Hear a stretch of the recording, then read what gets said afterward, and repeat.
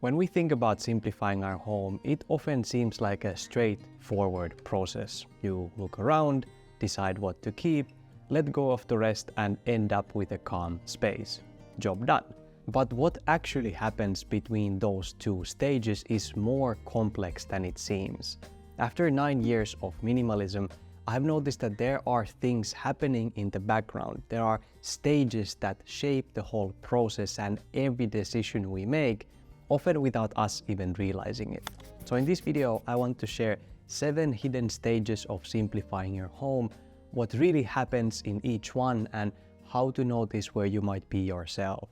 Let's start with the one that keeps many of us stuck, the denial stage.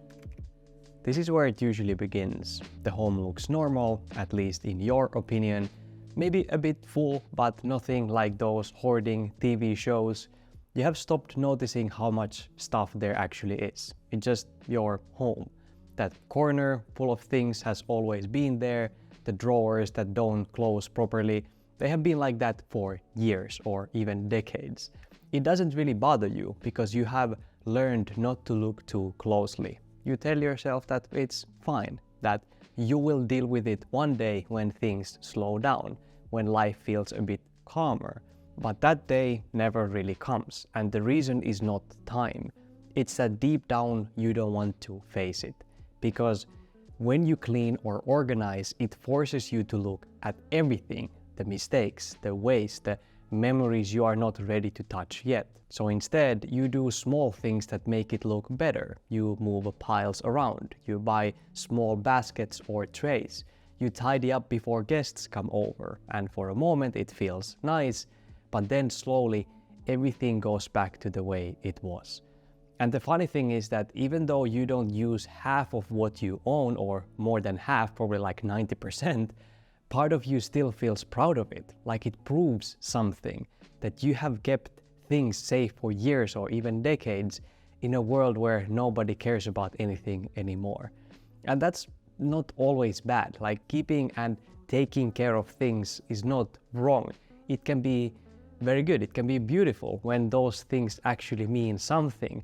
But so many of us keep also the ones that just take up space, the ones that maybe mattered once but not anymore. And over time, those things start blending in with the meaningful ones. They blur together until you cannot really tell the difference. And that's when clutter becomes tricky, because it's not just mess anymore, it's comfort. It gives you something to hold on to, even when it's the reason that you feel stuck. It keeps you safe from the silence, from the emptiness, from all the questions that you don't want to face. So the first step towards simplicity is not actually decluttering, it's awareness. Seeing what's around you, really seeing it without turning away. Because you cannot change what you have normalized, what you cannot see. And of course, this awareness looks different for everyone. These stages in this video don't always happen in a straight line either, like some people skip some stages or parts, others circle back later. They're not official steps or anything like that, just patterns that I have noticed through my own years of minimalism and observing other people. And some people stay in this first stage for years without realizing it. Nothing feels bad enough to fix, until one day something shifts and you enter the trigger stage. That shift can start in many ways. It could be a move, a holiday, a documentary, maybe even a YouTube video or a book. Or you visit someone's home that feels so peaceful, and then you get back home to see yours. If you have been watching my channel for a while, you might know that for me it was a mix of things. I saw some minimalist documentaries, and around the same time I moved abroad with just a few belongings, and that combination made me realize how much extra I was carrying both in my home and in my head.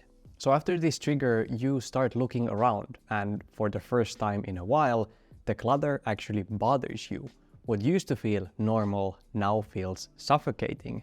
You notice that your space is not helping you anymore, it's actually working against you. And the small things begin to get under your skin, like messy drawers, piles on the counter, not being able to find what you need. Certain corners might start to annoy you every time you walk past them. It's like once you finally notice it, you cannot go back to not seeing it. You feel trapped by your own stuff. And there's also guilt for not using what you own, for buying too much, for letting it get this far. It's that uncomfortable mix of frustration and shame that is building in the background. But this moment, this irritation and discomfort, it's not failure. It's actually the first real step forward. The trigger is not the end of clutter. It's the beginning of seeing things clearly. Because clarity doesn't usually come from just peace. It comes from frustration, from realizing that things are not as they should be or that you would like them to be. And once you see it, you cannot go back to pretending that it's fine. So you enter the next stage, the effort stage. You grab some bags, open drawers, start clearing surfaces. There's movement now, real action. You feel motivated, maybe even a bit excited. There are piles everywhere, boxes, bags, maybe even a donation corner starting to form. And it's messy, yeah, but it finally feels like something is happening. Some days you might even stay up late, cleaning just a bit more. You show yourself that you actually care, that you are ready to take responsibility for your space again. There's this rush of relief that comes with this stage. The tension from before finally has somewhere to go. You feel productive, you feel proud, like you're finally in control again. And you can in your mind picture this calm home that you want, and you want to really reach it now. So all this organizing and decluttering and everything is happening, but not always with awareness. You might jump from one drawer to another, start 10 small projects, but only finish a couple. You reorganize clothes, restack books, and rearrange decorations. The space starts to look cleaner, but when you step back, most of it is still there. You are just tackling the surface, not the root. It's activity, but not exactly clarity at this point. So eventually, the burst of high energy and motivation starts to fade, and what is left behind are the harder parts, the sentimental things, the identity things, the maybe one day things. That's when the process starts to feel much heavier. The excitement turns into hesitation, and you realize that you have reached the next stage, resistance. You look around and realize that certain things are still there. You pick something up, hesitate for a second, and then put it back down. It looks like you have made progress, but also not really. Some areas are better, but some haven't moved at all. It's frustrating when that momentum is gone. You feel guilty for slowing down, almost ashamed that you cannot keep up the same pace. So you start thinking, why is this suddenly so hard? But this isn't really about physical effort or being lazy, it's really emotional. The clutter starts feeling personal, not just physical anymore. You begin to notice how much meaning you have attached to many of the things that still remain, how they have become symbols of comfort or your identity. I've had this myself with old sweaters that I used to wear during certain times in my life. The sweaters didn't look good anymore, I never used them, but somehow letting go felt wrong or very difficult, like I was deleting a piece of myself. And that's the real reason this stage feels so heavy. You are not just choosing what to keep, you are confronting who you were when you bought, kept, or received those things. Every decision is emotional. Every item becomes a small conversation with your past. You think you are tired of decluttering, but you might actually be tired of deciding who you are now, who you want to become, and letting go of who you used to be. Many people quit here, thinking that they have now hit a wall. But again, this is also not a failure. This is actually the first sign of real depth, of real simplicity, at least in my opinion. It's uncomfortable, but it's necessary. This stage teaches you that simplicity isn't about speed. It's about honesty. It's about alignment. I think the most meaningful part of decluttering is this pause before the decision, the moment when you stop moving things around and finally begin to understand them. And that's where you reach the rebuilding stage. nothing really changes on the outside at first. You are still surrounded by the same things, but your relationship with them changes. You stop staring at what is left and start noticing what actually feels right. You start thinking less about what to let go of and more about what actually deserves to stay. Every choice now feels like a small act of self-respect, not sacrifice. This is where letting go turns into becoming. You are not cleaning your space anymore, you are redefining yourself through it. When I reached this stage, I noticed I stopped thinking about how my home looked and focused more on how it felt, what kind of emotions it gave me. The act of rebuilding is the shift from fixing your home to creating it. The home begins to look less like a project and more like a reflection. You stop comparing it to anyone else's space, what you maybe see online or what your friends' homes look like. None of that matters anymore. You just want your home to feel like yours again. And emotionally, this phase brings a lot of healing. It softens the frustration from before because you have stopped fighting yourself. So this is the subtle turning point when simplicity stops feeling like something that you chase and starts becoming something that you live. The relief stage. In this stage, you have finished the rebuilding and your home feels peaceful again. You walk through it and notice how much calmer everything looks when there's just less clutter. The air feels calmer, lighter and softer. The rooms finally look open and welcoming. There's space to breathe again, and that space starts reflecting back into you. You feel a kind of lightness inside that matches the stillness around you. The tension that followed you for so long has started to dissolve. The home has stopped demanding energy from you, and it's now giving some back. For the first time in a long time, you actually like being at home.